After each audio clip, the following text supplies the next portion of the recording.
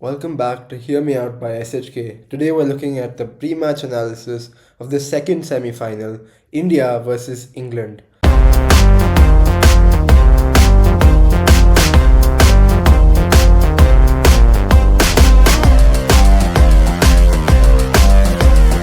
Let's jump right into it. So India are coming into this game after a virtual quarter-final against West Indies, and they'd come out on top after a pretty close match, chasing 196. England, on the other hand, they've remained unbeaten through the Super 8s phase, uh, beating New Zealand again in a close game, a game which they really should have lost.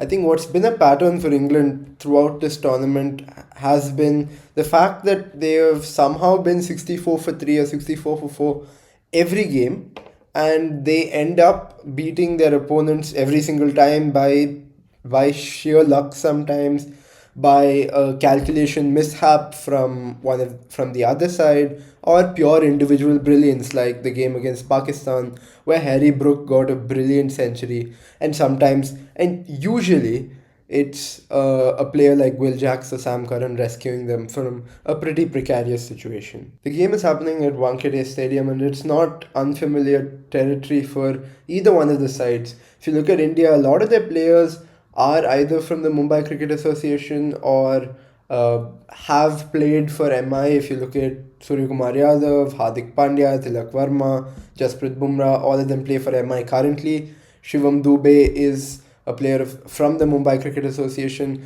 and given that a lot of these players are playing in the IPL, they've played a lot of games in Mumbai, and usually there's a T20 or an ODI happening here on a yearly basis. England too have their fair share of players who've played continuously in the IPL, and discounting that, England have also played two of their games during the group stage at this venue.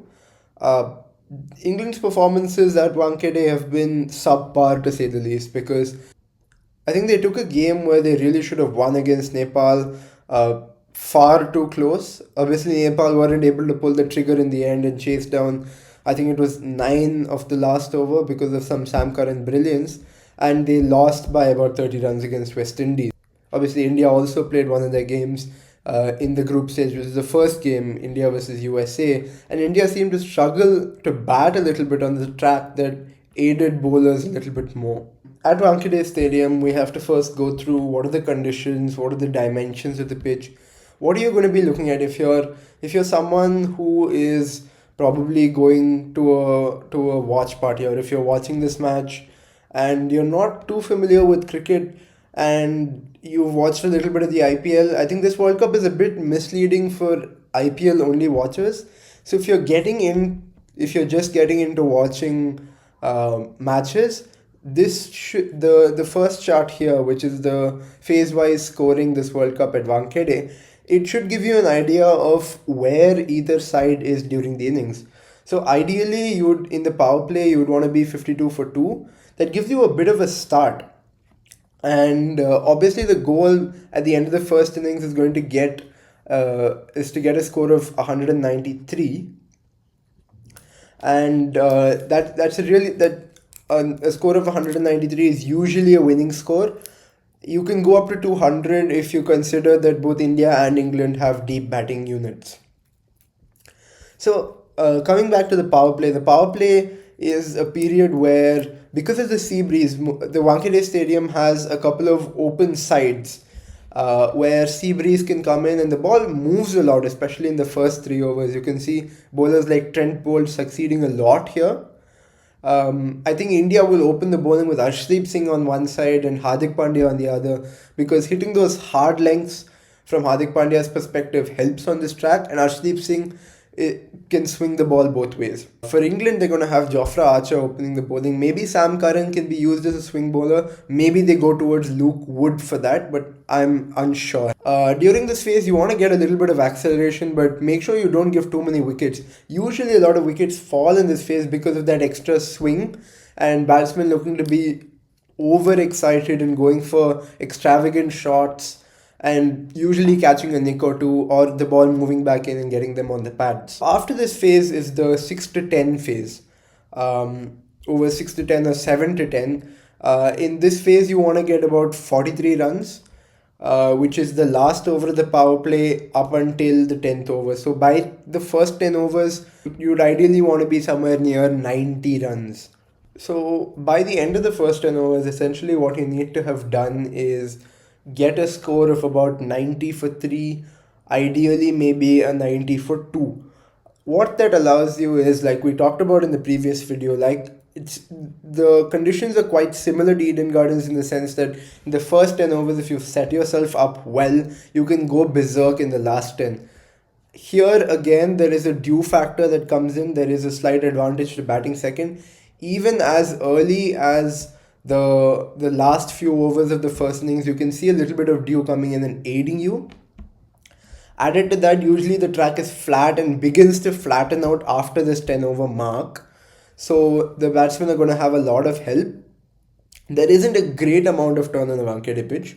It might be slow at times. Usually it's very good for batting, but it might be slow at times. Why I'm saying it's good for batting is you can see both the spin options, which is finger spin and wrist spin, have bowled only 26 overs and they've picked up the least amount of wickets. And you can see they're averaging around 30 for spinners as a whole.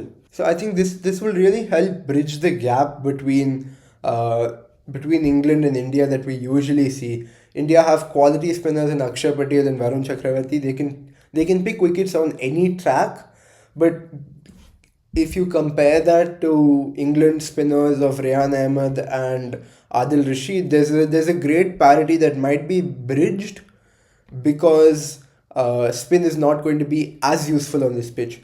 That said, usually finger spinners are quite effective at the Wankhede.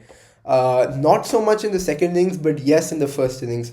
We saw that especially in IPL 2025. I remember the first few games that MI played, Mitchell Santner was a very crucial bowler. Will Jacks gave in some important overs for them. So don't be surprised if finger spinners do have a bigger impact than the data shows. So as the data suggests, overs 11 to 14 and 15 to 20, what you're going to look at is about, so here it's an average of 99 for 3, but convert that to 100 runs. Okay, let's go into the pitch map analysis where a bowler is going to look to bowl to combat the batsman. Again, so looking at the dimensions, you will see that it is quite similar to Eden Gardens in the sense that the straight boundaries are very long. Third man and fine leg are slightly shorter, and you have pretty long deep mid wicket and deep cover boundaries. So you're going to have a lot more support there.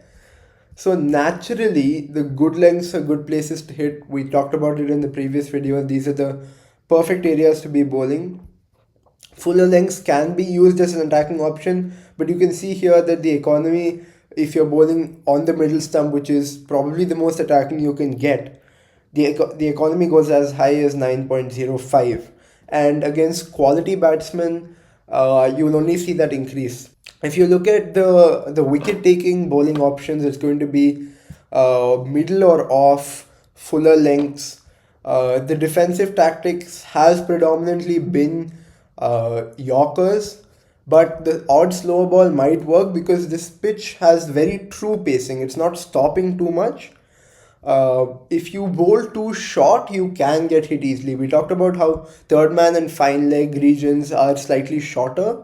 So even if you go wide, even though 6 wickets have been picked up, the economy is close to 10, 10.25, 10.53. So those pull shots towards third man, those pull shots towards fine leg, the cuts towards third man, trying to utilize the shorter square boundaries is very much possible.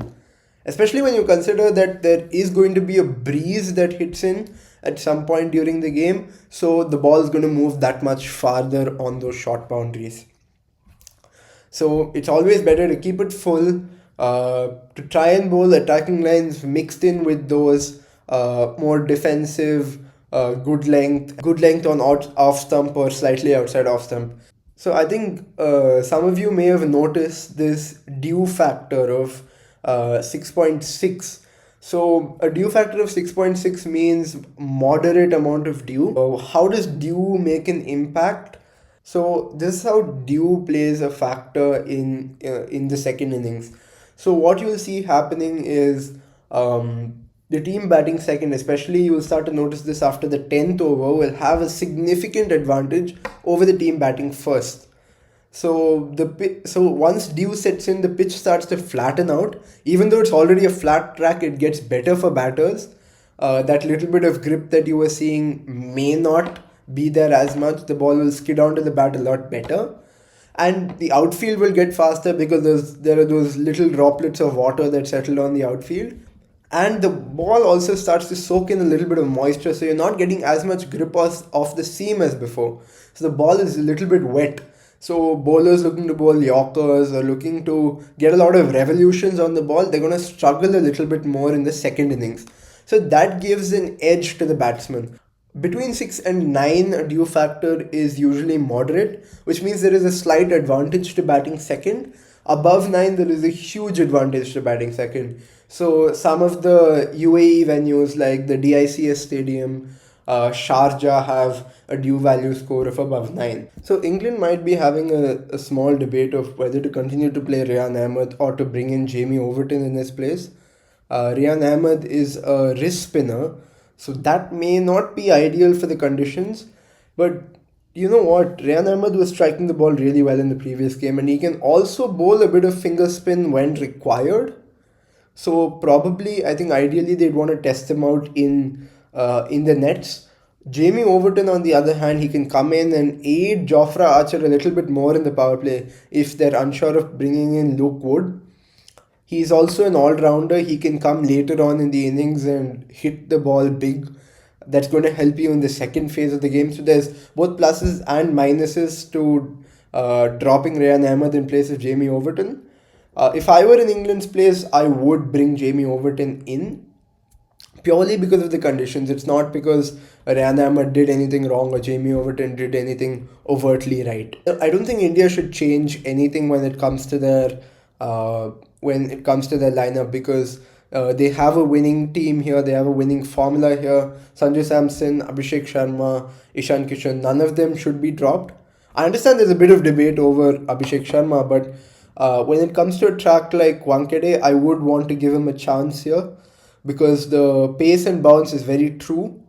Uh, Teams are not that likely to bring in a finger spinner. If a spinner was to be brought in uh, by England in the power play, it would be Will Jacks.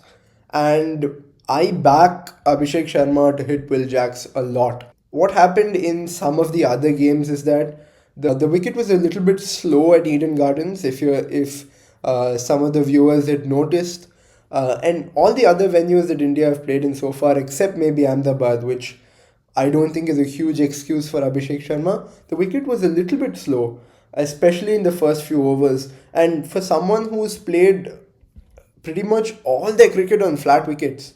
If you look at the tracks that Punjab have played in, the tracks that SRH have played in, India have played in bilateral series, even to some extent the pitches during the Asia Cup were all flat tracks. So for him to immediately switch to different conditions, I understand he's an international cricketer. He plays for India. He should be doing this. But when the exposure is not given at an international level, you can't really blame him. And now we've seen him change up his game a little bit. He got that 50 against Zimbabwe. Again, not a great display against West Indies, but I would still back Abhishek Sharma because he's a match winner. He's a game changer. So I would keep him in the squad. So let's get into the advantages bit. So we talked about the first 10 overs being more of a setting phase. Neither team uh, has really done well in the first 10 overs throughout this tournament. India have consistently found themselves 2 or 3 down very quickly. They haven't had a lot of partnerships at the top, barring maybe only the Namibia and Zimbabwe game, which is not saying a lot. And even England have consistently found themselves 64 for 3, like I said before. But if you look at a top order anchor, somebody who can get you through those 10 overs, one batsman who bats through those 10 overs, for India, it's probably going to be Sanju Samson.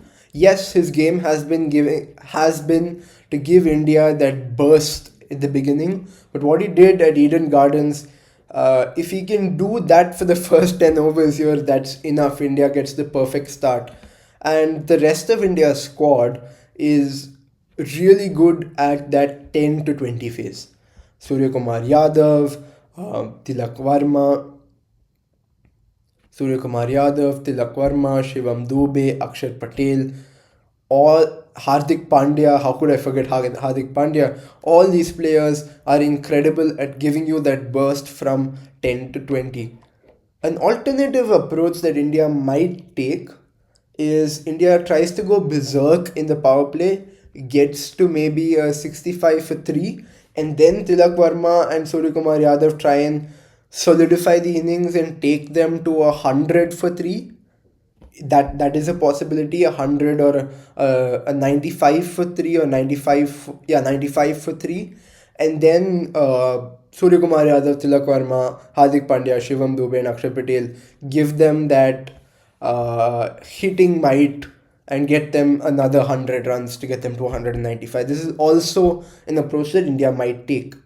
England, on the other hand, Phil Salt played well in the group stage. He wasn't that great in the Super 8s, in my opinion. He could have done a lot more. Joss Butler has not performed at all this tournament, but that doesn't mean you drop Joss Butler. What I would rather do is pull Joss Butler back down the order.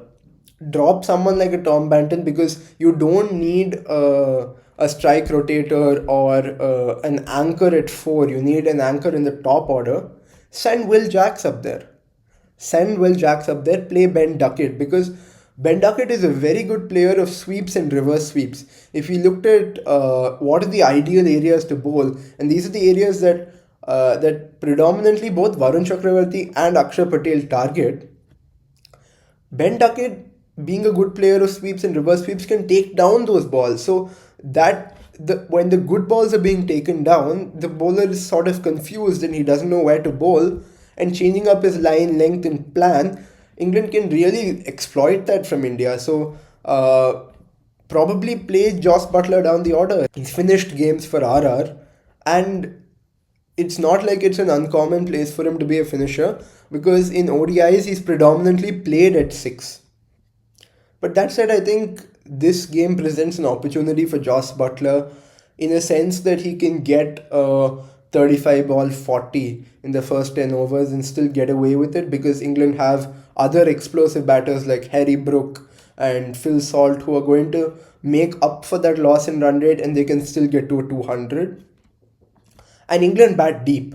So no matter how many wickets they lose, as long as it's not more than 4, I think, in the first 10 overs, they're still always going to be in the conversation of getting a 200. The most important bowlers for England will probably be Liam Dawson through the middle overs. I don't think England will bowl Liam Dawson in the power play, because they don't fancy that left arm spinner bowling to they don't fancy that left arm finger spinner bowling to a left hand batsman, which has sort of become a trend not to bowl that combination. And England usually have followed this trend throughout the tournament, and it's better that they keep him for the middle overs. Their other spinner is going to be Adil Rashid, and he's someone who can flight the ball a lot and get India to try and play within that longer V boundaries. In terms of pace bowling, I think Jofra Archer has had a great tournament, but he has been prone to getting hit. He's going to be a little bit of a difficulty for Sanju Samson, because they will look to target a specific area of Sanju Samson that's been a difficulty. When the ball is bowled into his body, Sanju Samson has found it difficult to play the pull, especially at paces around 145. So Jofra Archer is going to come in, he's going to bowl quicker, shorter balls, especially towards the 7 to 8 meter mark, and try and get it onto Sanju Samson's chest, somewhere over here. India, the bowling attack is going to remain the same. We talked about this. I don't think India should bowl more than 2 overs of Bumrah in the power play. Keep him towards the end, especially if India is bowling second. If India is defending a total, you will need the control and the accuracy of Bumrah towards the end, because every single batsman in this England batting lineup can rip you a new one, except maybe Tom Banton, which is why I'm so for not having him here. And the role that Tom Banton is playing, a four strike rotator, a four sheet anchor, is something that Sam Curran has done. Sam Curran, as a T20 batsman, has almost entirely done this over the last 3 years. He won the player of the tournament for the Desert Vipers using this model. So, uh, in my opinion, it's a pretty obvious call, but England might think, why change a winning combination and still keep Tom Banton in? That said, I still think India are favourites to win this game. India still go in with an advantage of 55-45 in my opinion. But do not discount in England from this context. Do not discount England from this contest, mainly because they've shown fighting spirit. Whenever they've been down, whenever it's looked like they're not going to win a game, whenever it's looked like they're going to collapse, they've come back from the unsurety. They've won games from situations where you thought it's over, especially that New Zealand game. They changed the momentum, and the minute New Zealand's body language fell, England were in the driver's seat. Even though it was something like 30 needed of the last 10 balls, England was still in the driver's seat. So that was the video. Thanks for watching. I hope you enjoyed. Comment down below, who do you think is going to win tomorrow's game? Down below, who do you think is going to win the next game? And if you have any questions about how I arrived at some of the data, how the due factor was calculated, how this pitch map analysis is made, you can feel free to ask that. Don't forget to like, share, and subscribe, because it really helps me out. Thank you.